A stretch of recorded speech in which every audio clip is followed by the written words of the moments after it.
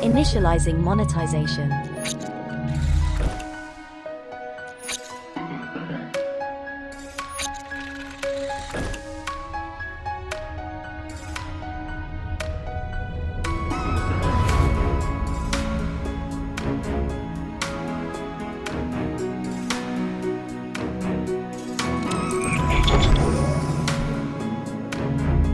Monetization process successful.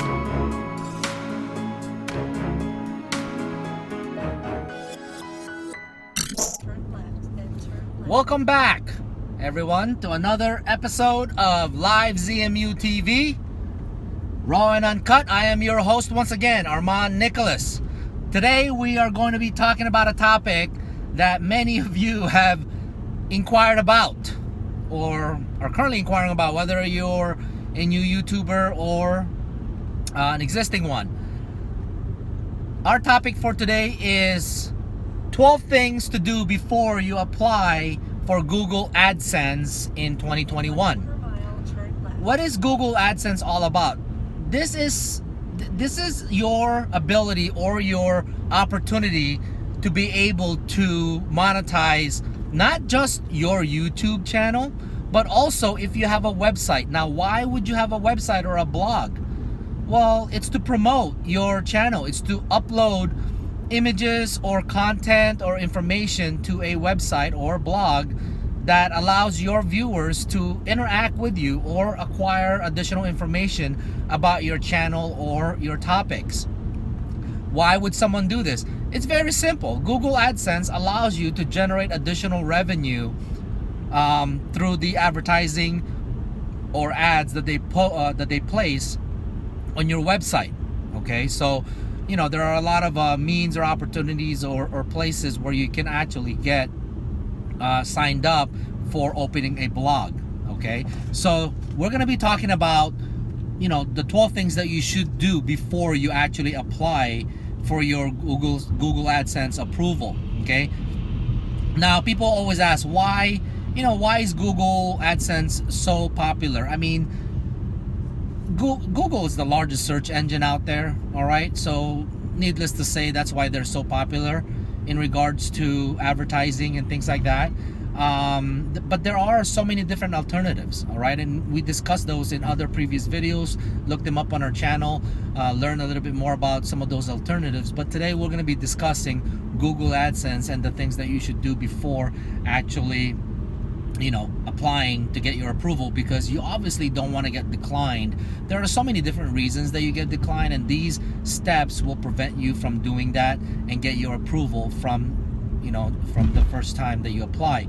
Now, how easy or hard is it? I mean, back in the day, years and years ago, getting Google AdSense approval was very simple. You open up a website, you apply for it, and as long as you have some form of content, valuable content in there, they will give you the approval and they'll start placing ads on your website. Well, today it's not the same. It's a little different. It's a little bit more challenging, but clearly it's not impossible. We've got a lot of individuals that have gone through this process already and have managed to get their approvals and and now have the ability to increase their revenue stream for their blog or website or alongside with their YouTube videos or channels. So there's a lot of different things out there. So let's start talking about the number one step first.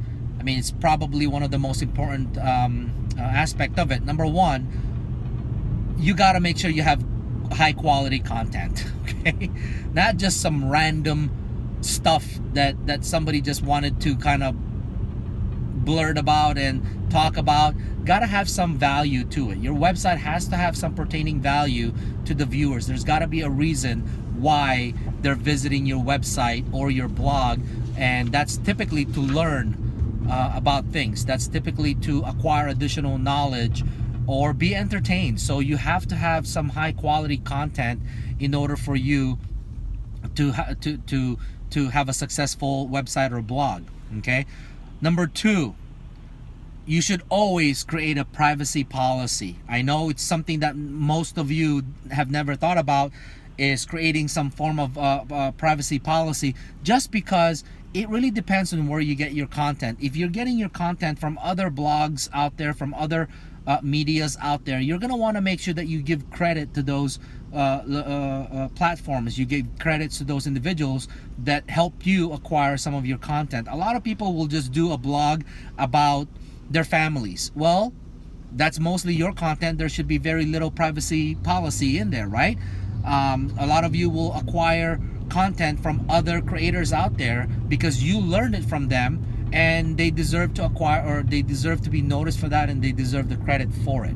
Okay, now in that sense, you're gonna want to make sure that privacy content is a separate page on its own. It's not something that you mix and match with your content all over the place. It is a separate, terms and conditions per se on your site.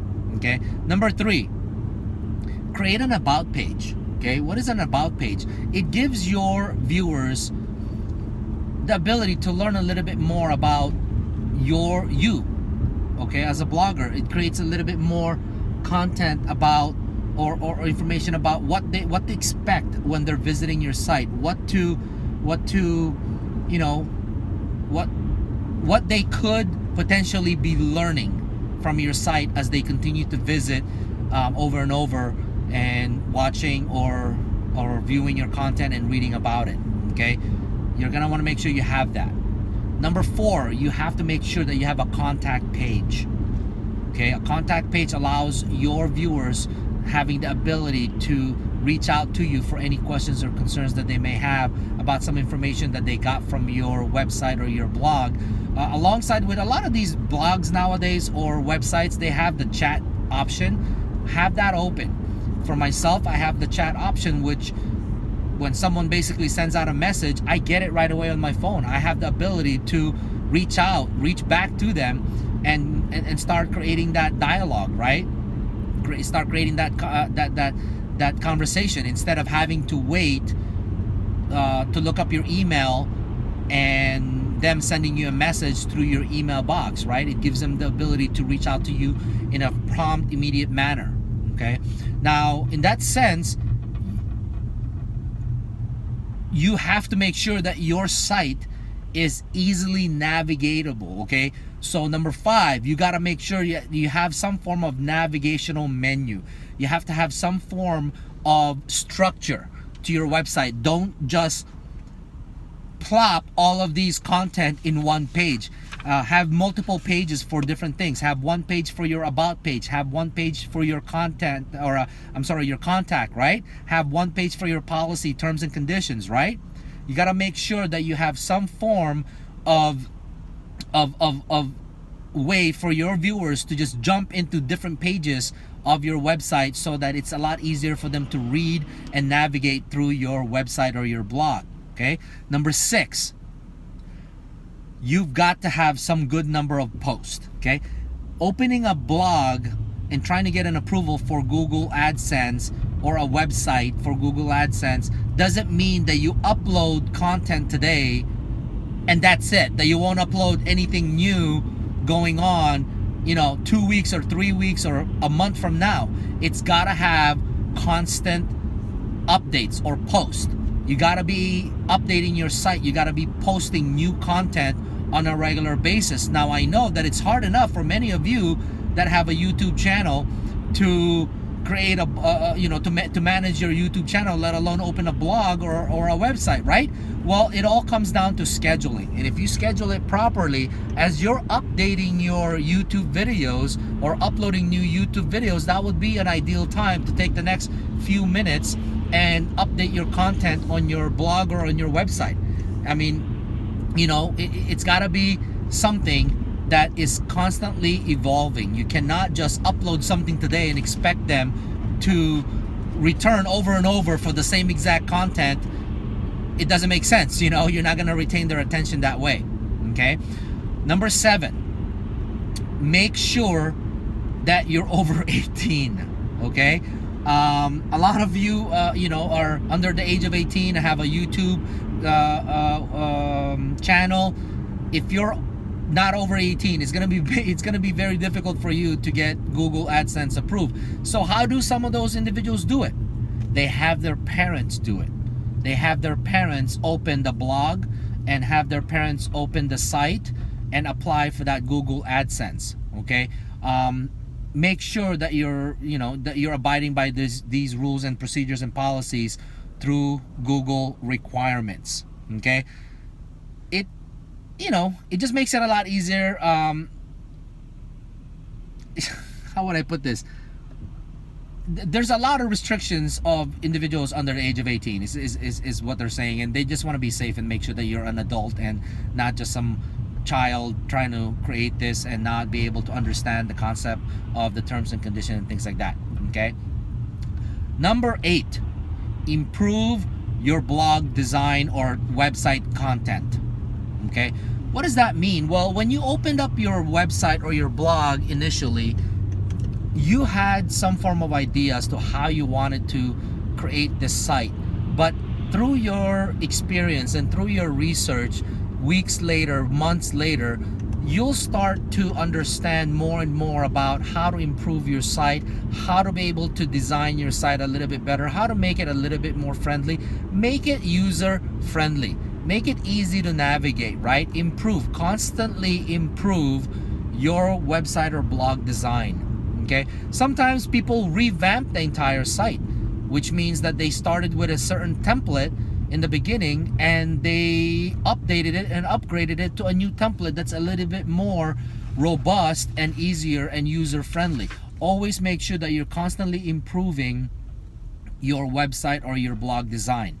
Okay, number 9, always check your accuracy, right? Check your content type and data.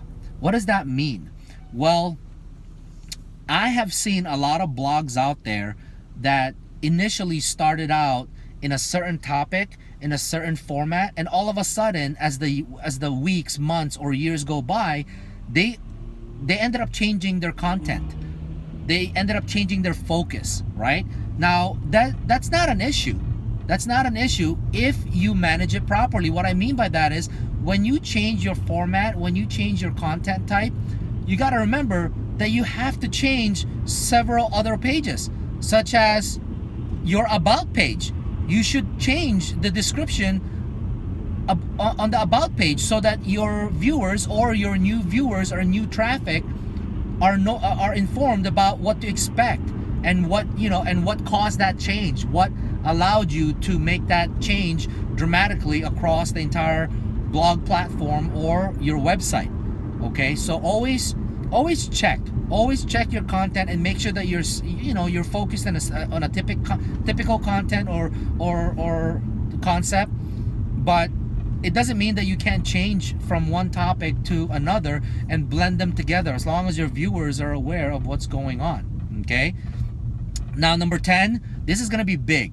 All right, number 10, you want to make sure that you use top level domain platforms. Okay, top level domain platforms, they're such as like a .com, right? So if you're using a blog, there's a lot of programs out there or platforms or services that allows you to open a blog for free, right? So it'll be something like, in my case, it'll be like armandnicholas.blogspot.com, right? Because Blogspot definitely is a top level platform, right?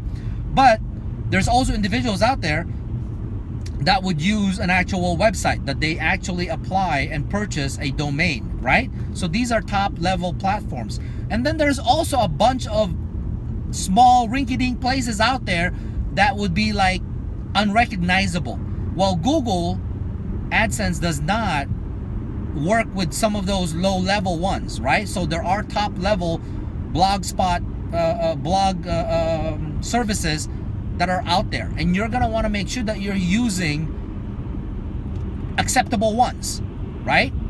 So make sure that you're using acceptable ones. Now, if you want to learn a little bit more about some of these options as far as all of these different blog services, please look at the our channel, and look for that video that we did for the different types of free services for opening a blog. Definitely use them to your advantage. Okay, so that's number 10, is making sure that you use top level domains that is acceptable or accepted by Google Adsense. Okay.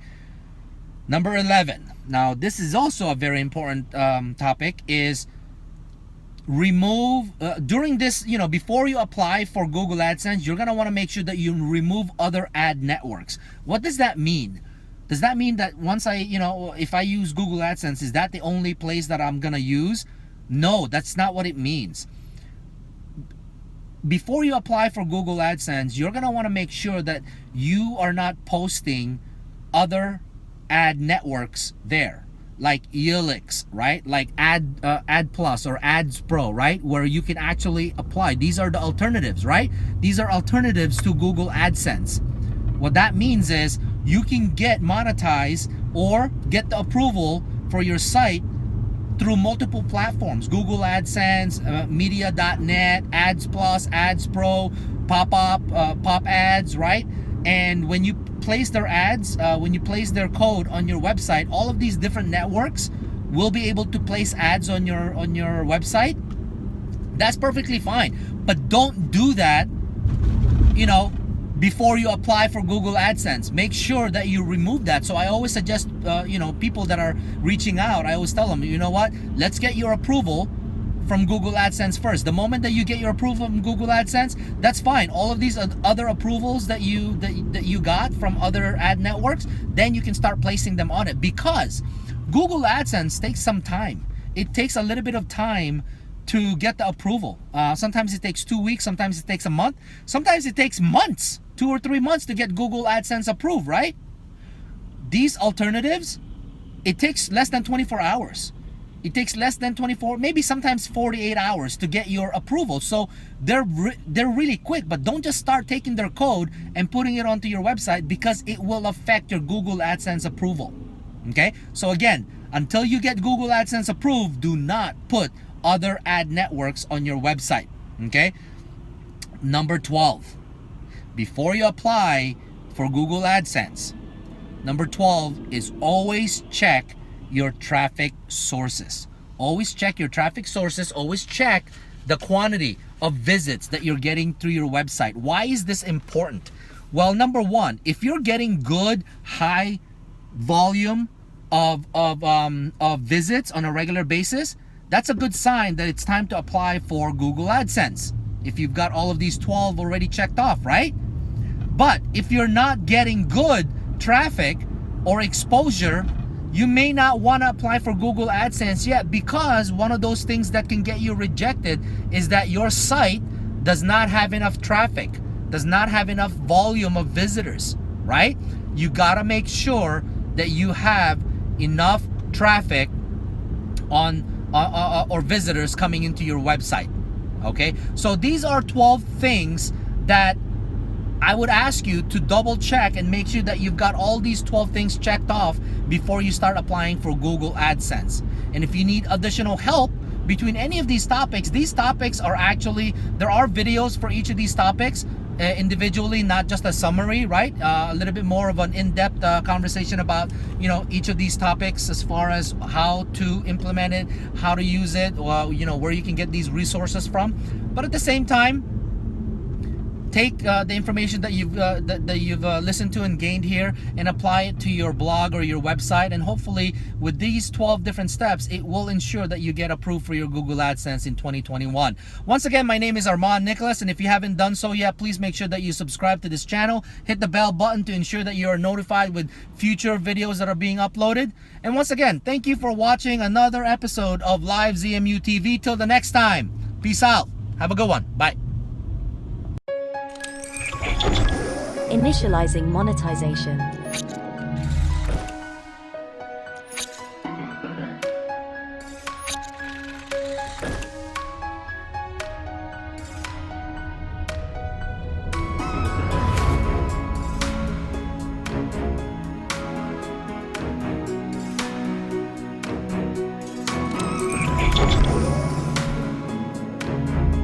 Monetization process successful.